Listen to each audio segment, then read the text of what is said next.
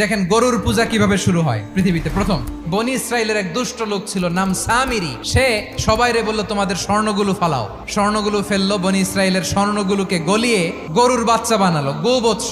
জিব্রাইল আলাইহিস সালাম যে জমিনে এসেছিলেন, ওই ফেরেশতার পায়ের নিচের একটু মাটি সে বুদ্ধি করে প্যাকেটে রেখে দিছিল। স্বর্ণ দিয়ে বানানো গোবৎস গরুর বাচ্চার গায়ে যখন সেই মাটি ছুঁড়ে দেয়া হলো, এখন বাছুরের ভেতর থেকে ভ্যাঁ ভ্যাঁ আওয়াজ আসতেছে। কি আসতেছে? সবাই তো অবাক। সামিরি বলে, আরে তোমরা যে 70 জন দিয়ে মুসা আলাইহিস সালাম রে পাঠাইছো ওইদিকে, এত ঘুরতেছে, আল্লাহরে খুঁজে পায় না, আল্লাহ তো এটার ভিতরে ঢুকছে। নাউজুবিল্লাহ, এটার ভিতরে সেজদা দাও। এই সেজদা দিয়ে গেল। হারুন আলাইহিস সালাম তাদেরকে বুঝালেন, শিরক করো না, আল্লাহরে ভয় করো। শুধু এতটুকুই তিনি বুঝালেন, দাওয়াতি কাজ পালন করলেন, কিন্তু প্রতিরোধ করেন নাই। এই ঘটনা থেকে শিক্ষা কি?